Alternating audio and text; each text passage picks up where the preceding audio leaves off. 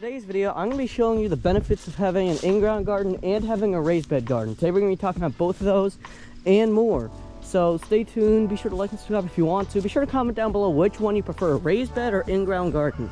First, I'm kind of neutral on this, so I'm going to be talking highly and lowly about both of these to help you come to a conclusion as to which one you think is better for you. Alright, so we're going to start off first of all talking about what a lot of new gardeners would likely end up having. It's the raised beds. Now, from 2014 to 2017, back when I used to live in southern Connecticut, we did have a raised bed garden.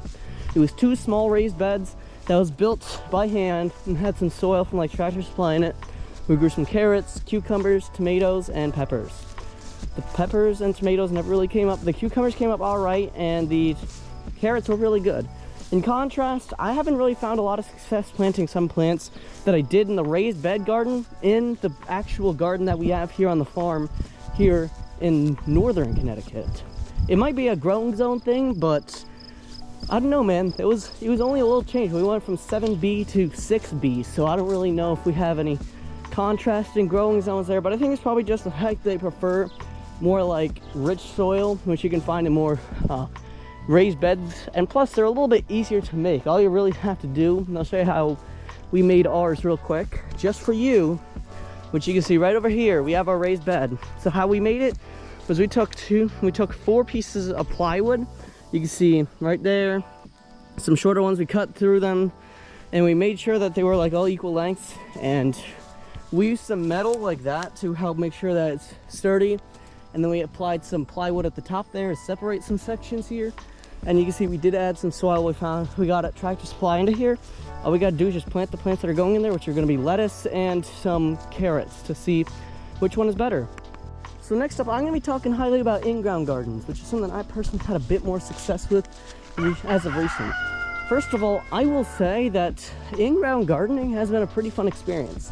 It's a lot better if you have a lot bigger backyard, which is why most suburban backyards or people with smaller yards in general usually stick to raised beds, which is what I recommend you have if you're going to be starting out.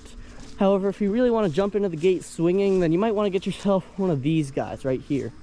Now, your garden, if you're going to have an in-ground garden, should not ever come complete without some weed block in it. Because in-ground gardens are a whole lot more risky in terms of weeds, which you can see here. We're keeping most of the weeds out of the garden, which you can see based on this image here. You have a whole lot more freedom with adding more modifications to this one as it's going directly in the ground. However, it's also a whole lot more work to determine if you have the right type of soil, to make sure that the pH is right, and all this sort of stuff. Whereas you just buy some soil from Tractor Supply, throw it into the ground, and plant some plants in the raised bed, if you're doing the raised bed gardening. Over here though, we do the in-ground gardening over here. It's also better for stuff like blueberries and strawberries, which most people will grow in-ground. And you can also do a hybrid between in-ground and raised beds if you want to. So that's what we personally do over here. Now, in sharp contrast with some of the raised bed gardens, one of the biggest downsides is the space. Because if you're gonna have a smaller backyard, then you're probably gonna not have enough raised beds to fit everything into your backyard that you really want to have in there. Like, it'll probably only take up a small percentage of your backyard, and because you want to have some certain plants in there if you want to, then you might want to make sure that they have a little bit of space remaining, because sometimes you get some crammed plants in there, which sometimes doesn't really affect the plants, but rather affects what you could put in there. So if you want to put an irrigation system up there, a drip irrigation system, which by the way, you can check out how to build a drip irrigation system in the card linked above if you want to see that. If you don't, then you can continue watching this video. I don't care, whichever one you choose, it's your choice, not mine. But at the end of the day, it's a little bit harder to get the right amount of space in these raised bed gardens, especially if you have a smaller backyard. So like, if you're gonna put like something into the ground which like helps deter the moles, voles, and stuff like that, like my relatives out in Fallsburg have in their garden. When they do the spring garden, they have one of those in their garden. It's pretty useful. I really need to get my hands on one of them for this season, because it's a pretty big problem. Here in 6B, northwestern Connecticut, we have some issues with, as you probably know, some moles and voles, and they're present on some of my videos too. Now, in sharp contrast to what I talked highly about in the in-ground garden during the last portion of the video, I'm going to talk a little bit more negatives about them, which, first of all, they have a whole lot more, as you can see, space they need over here. You can see right over here takes up, I think this is about 1/4 of an acre.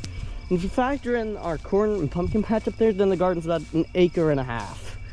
However, this is really the main garden up here. It's just that the corn up there's a little bit more spread out over there. And believe it or not, this whole area right here, the strawberry patch, this was our garden 4 years ago when we began doing our garden, which was 2020, which is crazy that was almost 4 years. That was a little bit over 4 years ago now.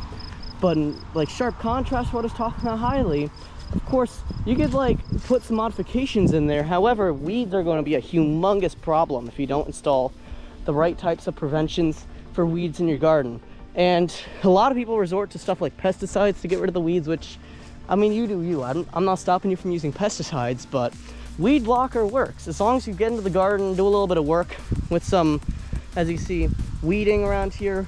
Weeding every now and then is something you have to do in the garden, regardless if you have a weed blocker or not. It is a whole lot easier to get weed blocker in an in-ground garden than it is to get it in a raised bed, because they're specifically made to go right here. And you also have to like burn holes into them, or if you want to be a little bit more tedious, you can cut holes into them, which I would personally take burning holes into them way over cutting holes into them. So overall, it's a whole lot more work to get an in-ground garden. So we're going to talk about a little bit more the benefits and doubts of both of them in the next one, and come to a consensus as to why I have both in my farm garden. So now we're going to be talking a little bit about both of them. So why do I have an in-ground garden? Well, first of all, we have a much larger space over here. We have about 27 acres of farmland. Behind those trees right back there, we have some fields, some woods, and even a little river that runs down the side of the road, which there's really no use of it. But at the end of the day, you do have something cool to see down there. So what do we have here in store, and why exactly do I have this garden over like just a raised bed garden? Well, as I said, we have tons more space here. However, if you like had a little bit more, however, if you had a little bit less space, then I'd highly recommend you get yourself some raised beds. They're a whole lot more sufficient in an area where you're gonna have a whole lot less space. But at the same time, these in-ground gardens have a whole lot more room for development, and they have a whole lot more freedom to add modifications to the garden. Like, as I said, drip irrigation system. Those are a whole lot more easier to install on the in-ground gardens versus the raised bed gardens. And also some of the coolest things about here is that you can also see how we were able to fit in trellises and other similar stuff to help support the plants in here.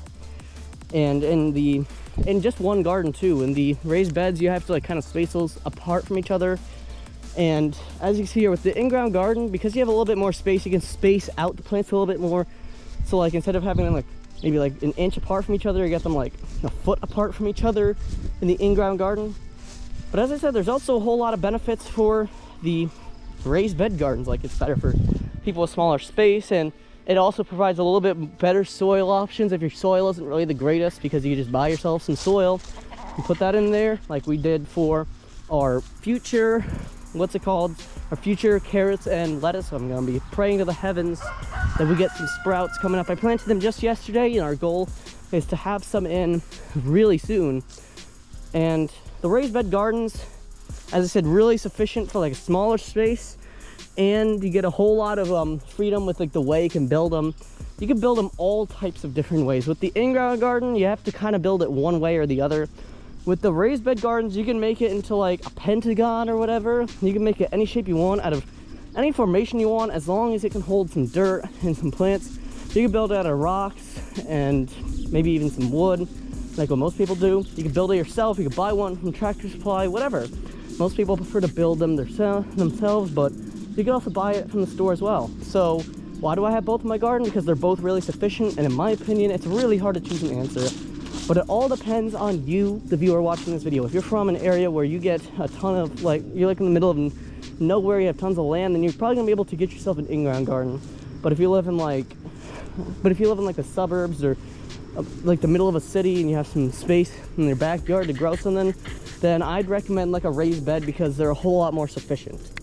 So I hope you enjoyed today's video, guys. If you did, be sure to drop a like and subscribe, because that helps these videos get pushed out to more people, and I'm trying to improve these videos. So tell me what I could improve on in the comments below. Maybe it's like fixing up my voice a little bit, making sure I stutter a little bit less, coming prepared to some more videos. But if you want to see a video I was prepared for, a little bit better than this video, of course, was my video essay from Saturday where I talked about raising chickens in the suburbs. Yes, on a variety farming channel over here, if you will. So if you're interested in that, you can click the subscribe. On the other side of the screen, you have more videos just like this, more gardening videos from 2024. So they are fresh, brand new.